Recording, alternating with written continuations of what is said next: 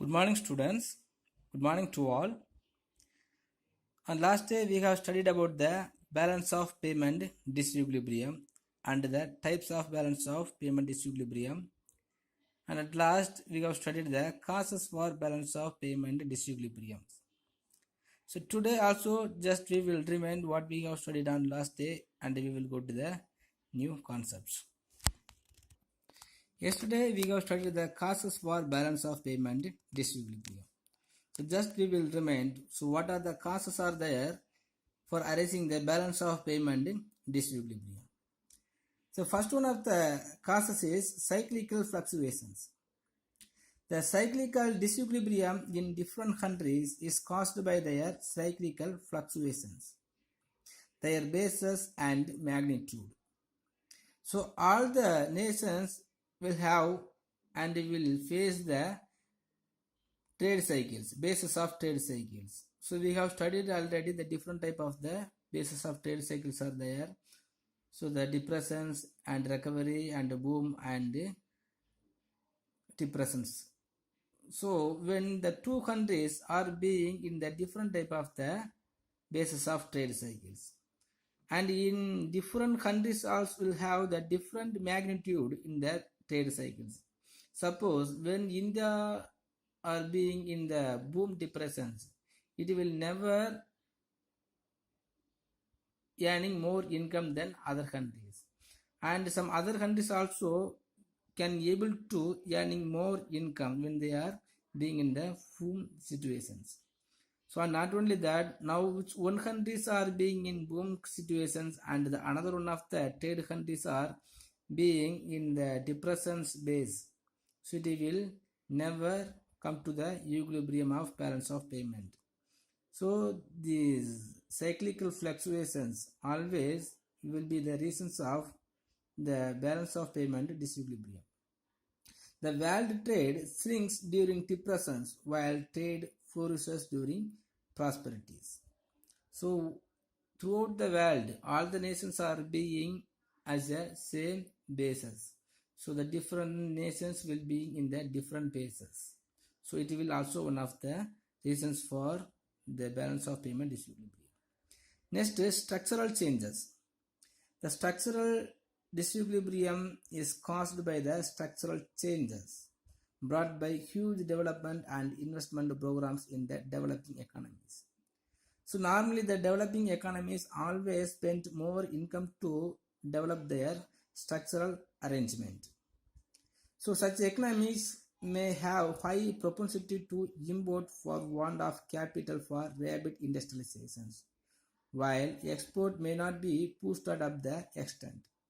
So when they are spending more their income to arranging the structural changes, it cannot be able to boost up to the export. So it will be in the situation of import. So the structural changes also will be as one of the reasons to arising the balance of payment disequilibrium. Next, development expenditures. The development disequilibrium is caused by rapid economic development, which results in income and price effects. So income and the price effect will bring some of the development disequilibrium. So there is more price in one country and the income also is increased, or the income also is not increased means, so the balance of payment price disequilibrium will be created. The less developed countries in the early stage of development are not self-sufficient. So when they are going to moving from one stage to another of the stage, so it will never able to export, increasing their export. So it will always depending upon the another nations only. So income, savings and investment are absolutely low. So if any of the nations are not having the sufficient level of the savings and income or invest, these nations unable to increase their export. So they depend upon the developed countries for import of commodities, capital and technology. So there is some of the balance of payment disequilibrium will be arised. Next, consumerism. So consumerism also is one of the reasons for arising the balance of payment disequilibrium. The balance of payment position of a country is adversely affected by a huge increase to consumption. Even in the developing countries or the underdeveloped countries, there is no demand. The consumers or the public will want to consuming more commodities. So when they having the behavior, these nations will forced to import the countries from the another one of the nations. So the consumerism, the huge consumerism consumed by the consumer also one of the reasons to arising the balance of payment disequilibrium. Next, demonstrations effect. Demonstrations effect mean the people one who is want to live like another one's life. Now in developing countries, so many of the middle class peoples and the poor peoples also want to live their life like another ones. For example, the Indian peoples want to live their life like foreigners peoples. Those who commodities are used by the foreigners also want to use it by the developing countries peoples. When they are being like that, so the middle class peoples also will take more effort to consuming that commodities. So in this time, if any of the nations are not able to produce the demanded commodity, it have to import from another one of the nations. Next, borrowing. The international borrowing and investment may cause a deficit in the balance of payment. When the international borrowing is heavy, a country's balance of payment will be adverse since it repays loan the interest. So as we studied already, all the nations are having the power and the rights to borrowing the money and financial assist from the World Bank or the World Financial Organizations. So after borrowed the money, within the particular time, it has to repay the money to the financial organizations along with the interest rate. So in this time, if it is not able to repay the money to the financial organizations, again it has to be need of borrowing the money from any one of the other financial organizations. So when they are borrowing more money, and if they are not able to repay the same money to the financial organizations, it has to be in the need of importing the commodities from another nations, and it will never increasing the power of export the commodities. So the balance of payment disequilibrium will be arised by over borrowings. Next, technological backwardness. The technological backwardness, the people are unable to use the energy available with them. So even some of the peoples or some of the nations are having some of the technological, they will never use the technological. And that backward technological also one of the reasons, because the developed nations will have the improved technological to produce any of the commodities, and because of that they will produce more commodities. And in the same time, some of the developing countries or the underdeveloped countries are unable to adapt the technologicals, and it will never increase the supply. Because of that, it has to be forced in the situation of importing the commodities from other nations. Next, global politics. So under the global politics, the rich countries need to sell their weapons to promote their economy and generate the employment. So hence the wars between countries are simulated in order to win the wars. For example, the America wants to generate the employment and sell their weapons to the developing nations. It will create and stimulate the war conditions or war situations with another two nations. So in these situations, any of the nations want to get the won to the war, and it will be import the weapons from weapon rich countries.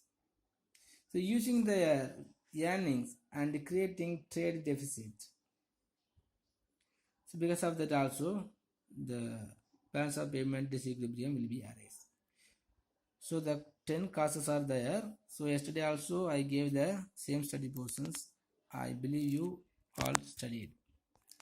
Next, measures to correct balance of payment disequilibrium. So the balance of payment disequilibrium will be affected the economy as harmers. So we must take in some of the effort to correcting the balance of payment disequilibrium. So this balance of payment disequilibrium measures broadly classified as two types. First one is automatic correction and deliberate measures. Under the automatic corrections, if the market forces of demand and supply are allowed to play freely, the equilibrium will be automatically restored in course of time. So normally we have studied the market forces, the demand and the supply. If you are allowed the demand and the supply as freely, automatically this market force will come to the will bring to the equilibrium. So under the free exchange rate system, the automatic adjustment of the balance of payment can take place through changes in the variables like price, interest, income and capital flows. So the price, interest, income and capital flows will changes the balance of payment disequilibrium.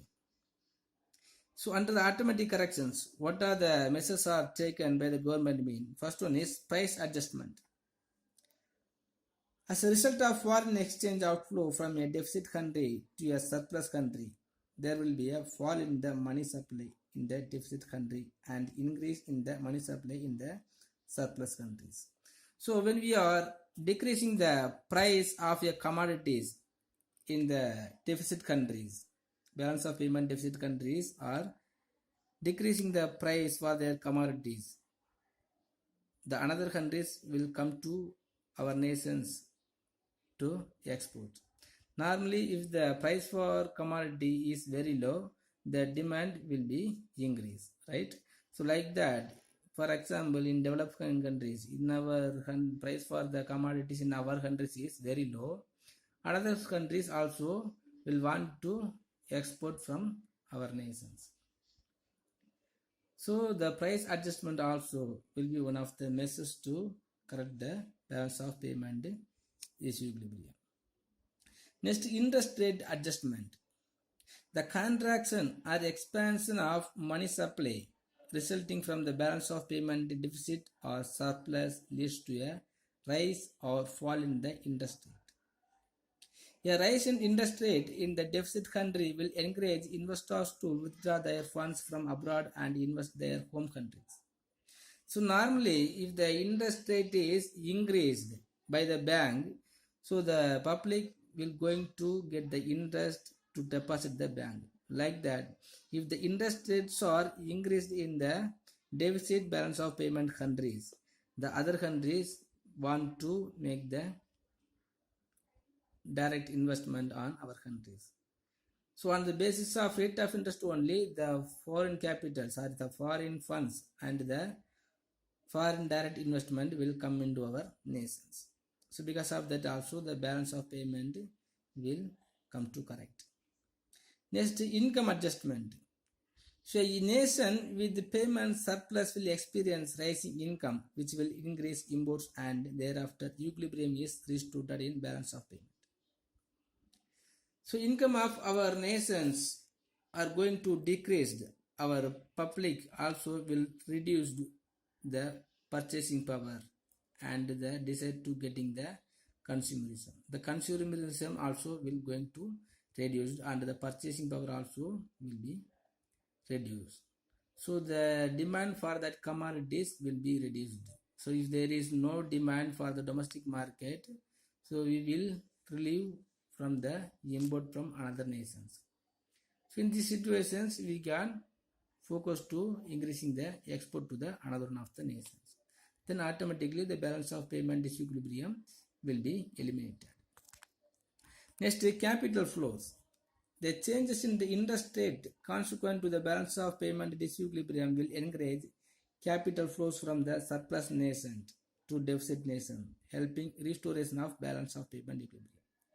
The capital flows also will be come to our nations when we are reducing the interest rate. So changes in the interest rate also will encouraging the capital flows from the surplus balance of payment nations. So the four measures will automatically correct the balance of payment distribution. Next, deliberate measures by the manually or by the effort of the government or the Reserve Bank of India or the nations. If you are doing by deliberate, some of the measures are there. So under the deliberate measures also we can classify as a monetary measures and trade measures and the miscellaneous measures. So under the monetary measures, the three measures are there to bringing the control in the balance of payment disequilibrium. Under monetary measures, first one of the measure is monetary contractions. The high domestic price level is responsible for high imports and low exports. In order to control inflation, the Central Monetary Authority controls credit. As a result, the prices come down and the export increases. So the governments are implementing the monetary measures or the monetary authority. So in order to controlling the inflation, the Central Monetary Authority controls the credit. So when we are controls the credit, the prices come down and export increases.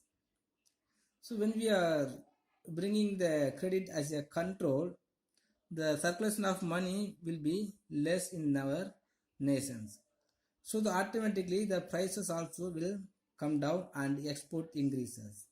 If the prices come down, mean what will happen? So the peoples will want to purchase any of the commodities from our nations itself. So we can't produce more commodities after fulfill the domestic demand. So the surplus commodities also going to the export to another one of the nations. However, if credit is controlled, investment will decline, production will go down. So price will increase. So this is the cause for confusion between the government and Reserve Bank of India.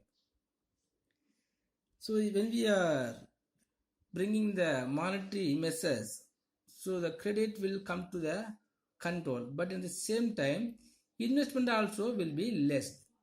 So without increment or without high investment, we cannot increasing the supply of commodities.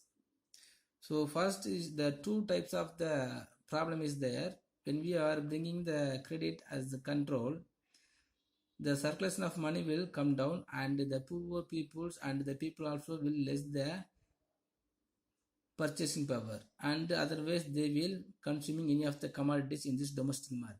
But in the same time, so the circulation of money and the supply of money also will decrease in the entrepreneurs or the production side also. So we cannot produce more supply.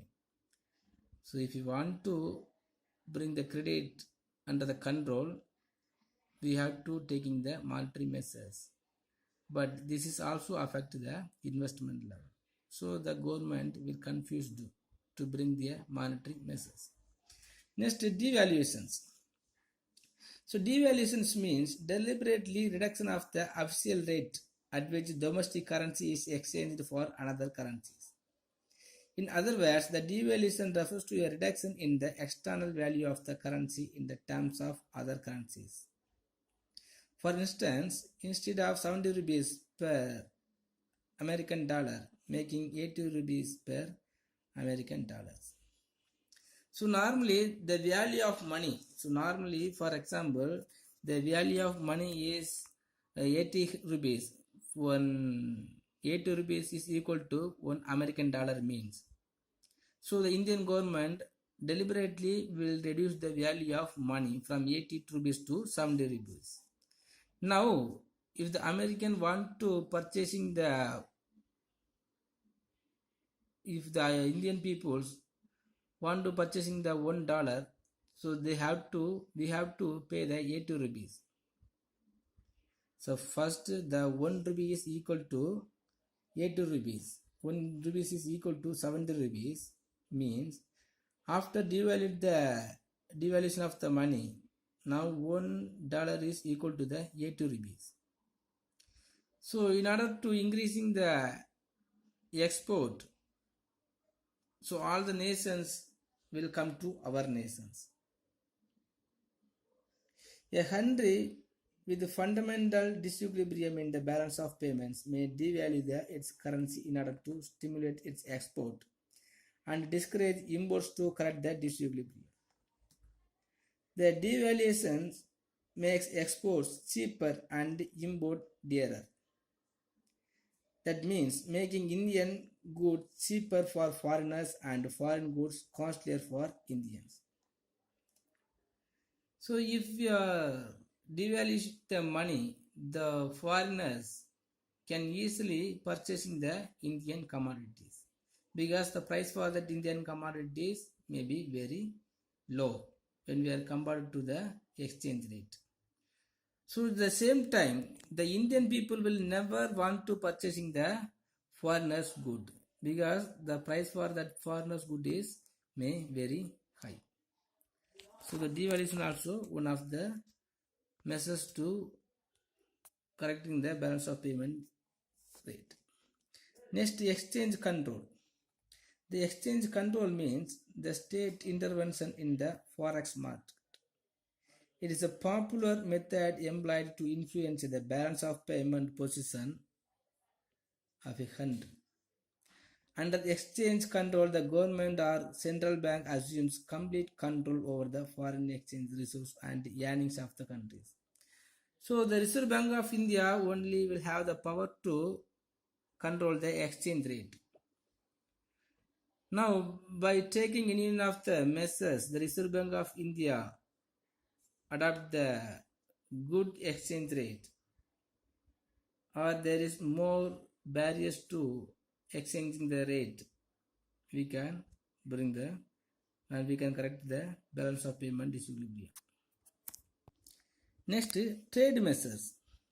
The trade measures include measures to promote exports and to reduce the imports.